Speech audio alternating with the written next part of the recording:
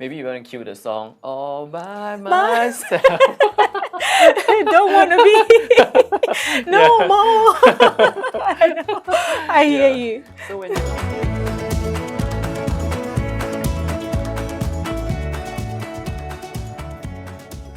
Hi everyone, and welcome to another session of Academic Research Logs. Hi. Today I've got Chad here with me, and I am excited to have Chad with me. Chad is someone that I've recently known, and he is a phenomenal person. And today, Chad, I'll let you introduce yourself to us. So, what's your background? Okay, hi, my name is Chad. I'm a dietitian by training. I did my bachelor's of dietetics here at Flinders, and then I went back to Singapore to work for about 6 years. Yes. Came back to do my PhD, Wow. and now I'm doing a research fellowship with the Caring Futures Institute at Flinders University in cancer survivorship. Wow, that's amazing. Thank you, Chad, for that introduction. And in that little introduction that you've given to us, I know there's so much sweat, blood, and tears and joy at the end that has gone into the work that you've done. But today, I think we're looking at one of the main important aspects of a PhD program, and I think maybe we don't get a lot of spotlight on this aspect Yeah. as such. And I wanted you to maybe just shed some light from your own experiences and how this went for you. So I wanted to start by asking you, what do you think mental health is? What does it encompass for you? When you think about mental health, what does that look like for you? I see. So you mentioning about mental health, and Yeah. is this in a context of doing a A PhD? PhD, Right? thank Yeah. you, that's Yeah. it, yeah. So what does Yeah. that look like? I think, let's start with a good mental health. Yes. I guess a good mental health is possibly, I'm not an expert, Yes. but I think it's possibly when you're in a good state, you are confident, you are in a normal, I feel like in the normalcy stage, Yes. where you feel comfortable interacting with people, Yeah, you're not absolutely. withdrawn. Because I think as we do our PhD, it's a very isolating journey, right? That's true. So you do one project. Most of our PhDs are like solo, where Yes. you do everything.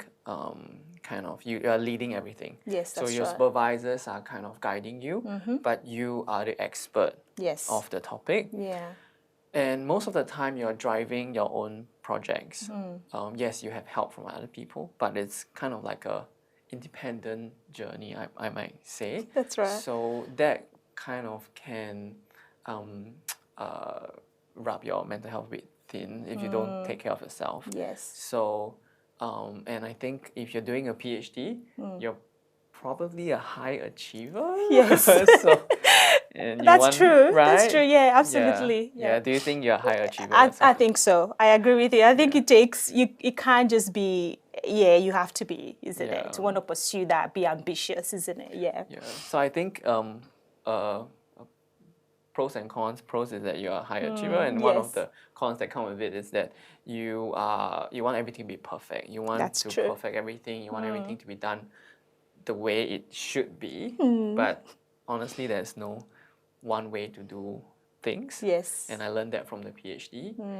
And yeah, and I think back to the point of mental health and PhD is that I think we need to look after ourselves. Yes.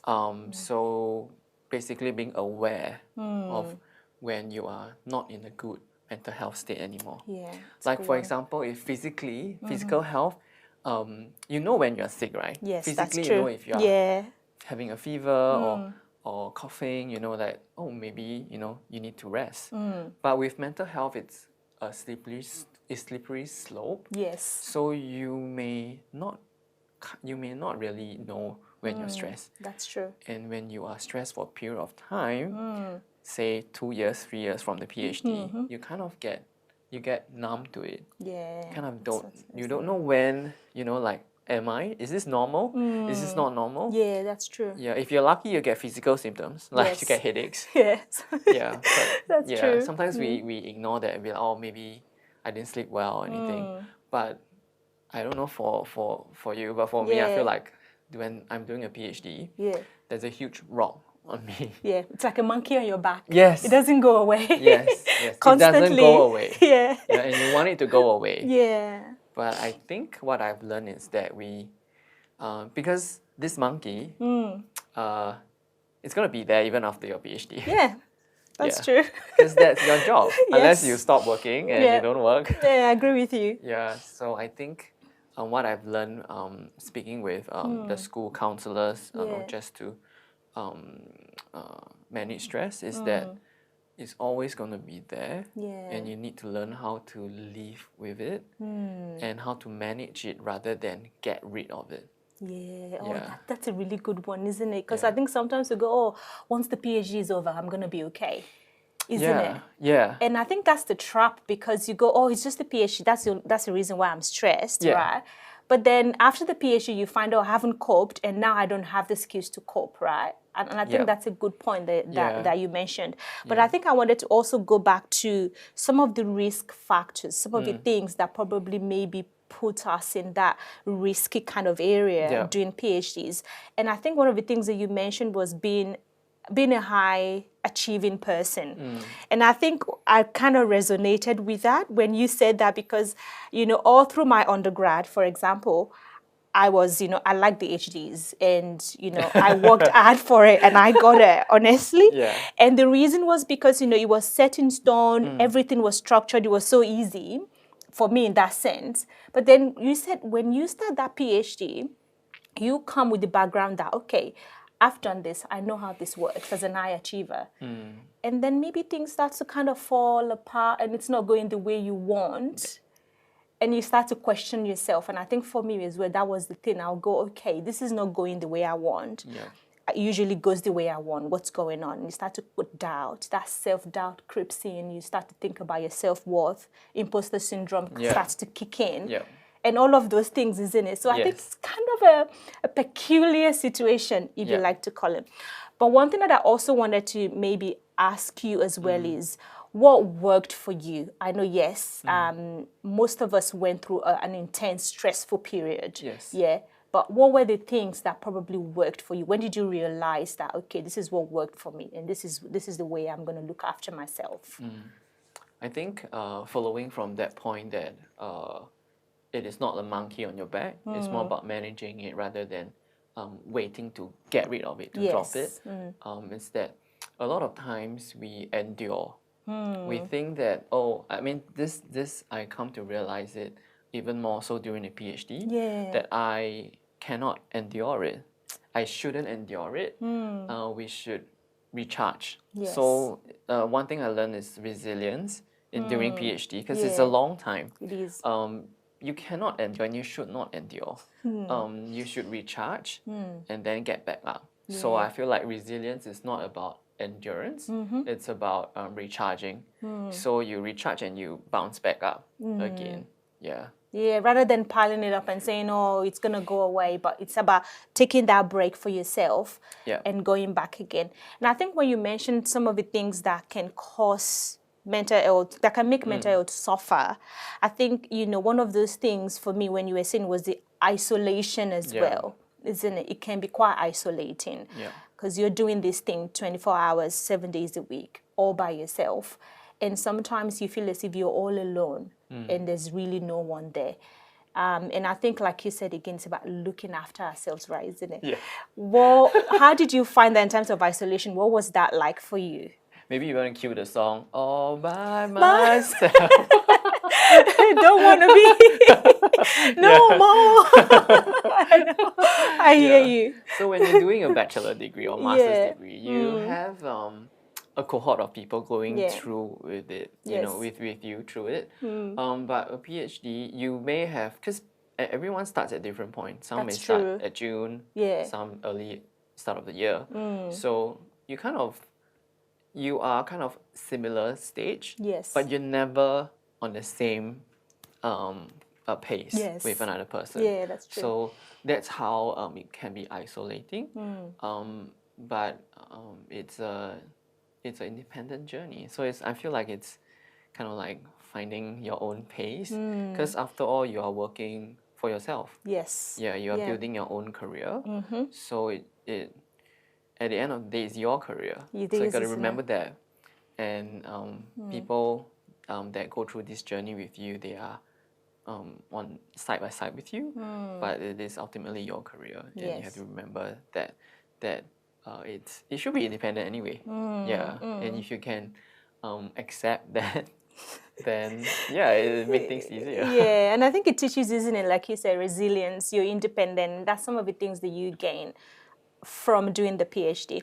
But I also wanted to talk about issues around financial stresses, and I thought, and I know you're saying things around work because you treat it as a work. You're working, right?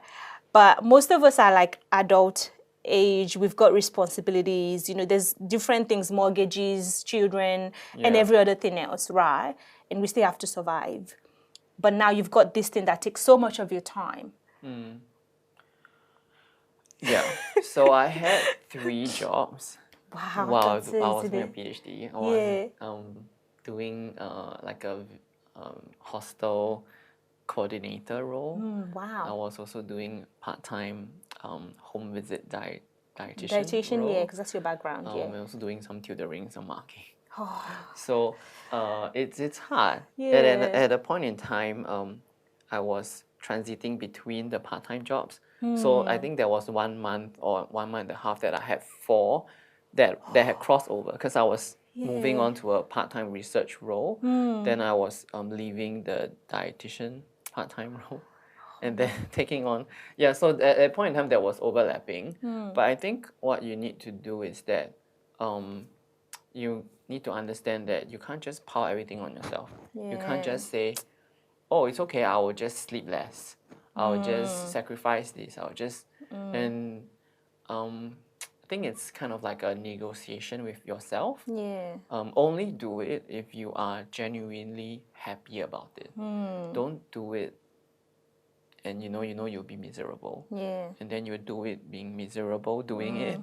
So for me, at least, like the residential coordinator role was fun. Yes, I get a you free meal on enjoyed it? Monday. I enjoyed it. You get a free meal?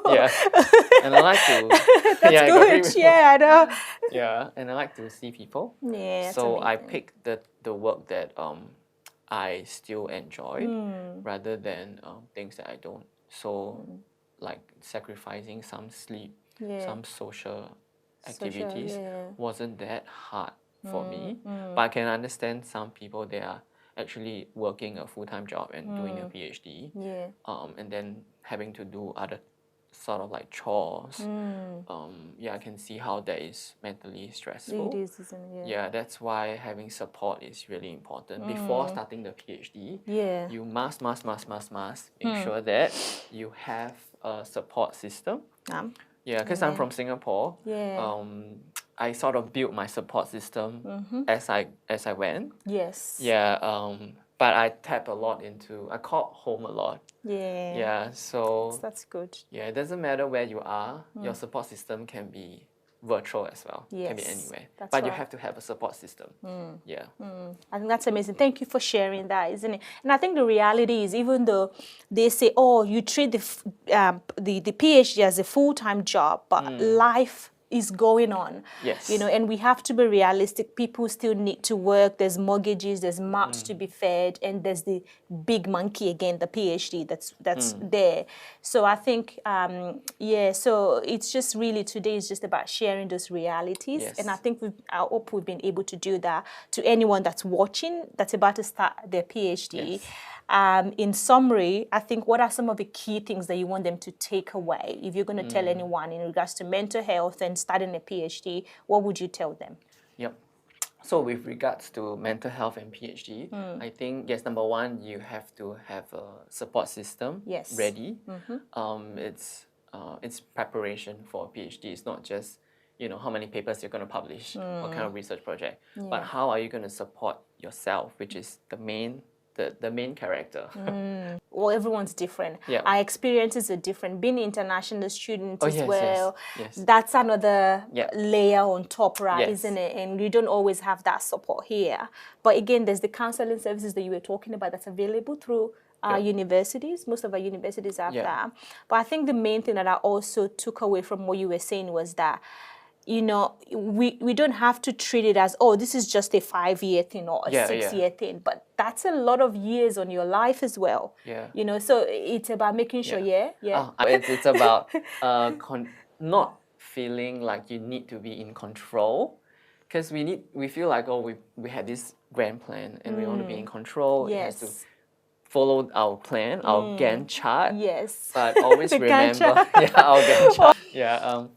Remember, it's flexible. It's adaptive, and you are adaptive. You don't have to follow the plan to the T. You are capable of adapting to different circumstances, changes, and it's more like building your own confidence in riding the waves, like surfing the waves, rather than trying to, you know, pedal your way to the direction that obviously it's not going to go, and then you feel stressed about it, and then it spirals.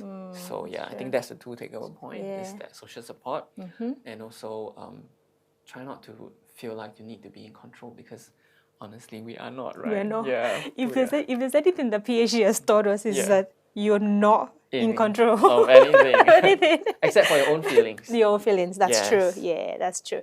And I also want to commend you. I think you're the one person that I've ever met that's finished their PhD in record timing. Really? Yeah.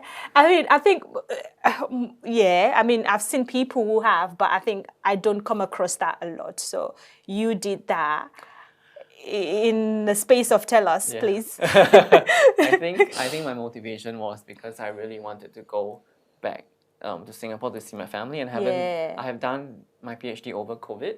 Yes, that's another mental health stress. And I wouldn't recommend, actually, for on hindsight, for anyone to put that kind of stress. So you could actually, if you wanted to, maybe go for a holiday, just go for a short holiday if you really need that mental break, and come back to it. You don't have to put this stress on yourself and put this rule. I think we like to put rules on ourselves during PhD. That's true, isn't it? You can't read books outside of journals until you finish. You can't do this. You know, I had one of our professors actually didn't cut his hair until he finished. Yes, so he had really long hair, and we I don't know why, like, we just put all these things on ourselves, and it's like, I don't know, maybe it's symbolic to cut the hair after, but I don't think we need to do that. No, I don't think we need to. And I think when you were saying that we put all this restriction, I remember the pressure I was already feeling, because my PhD took 7 years, and you had work and you had family. That's true. I had all my kids were PhD babies, and everything was PhD surrounded. But I remember clearly, I'd always say, oh, when the PhD finishes, I'll do this. As if I don't have pressure already. You know, we put that pressure on ourselves. We don't live lives. We don't do anything else because we're doing the PhD, and we go, oh, when the PhD finish, when the PhD finishes. And it's like, when do we want to live that life? When do we want to balance? Isn't it? You don't have to. I think it goes back to when I was working. It's like, oh, maybe when I get to a managerial position, then I can go to the gym. Then I can leave on time. I see. Maybe for you, I don't know, when your kids grow up, then I can get back. Then I can. That's true. We kind of we procrastinate on things because we think that, okay, other things are more important.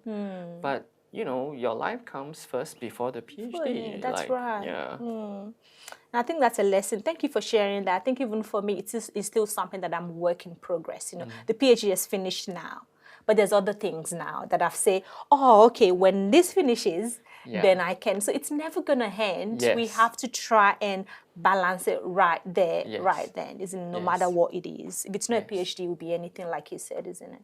So thank you very much, Chad. It's so lovely to chat with you. And I think this is just one one part just to kind of get things out there and just let people know that doing a PhD, yes, it is challenging, but it doesn't have to, your mental health doesn't have to suffer. Yeah, right? your life doesn't have to be on pause just because you are doing a PhD. Absolutely, that's right. Thank you so much, Thank Chad. you for having me. Thank you. Bye, everybody.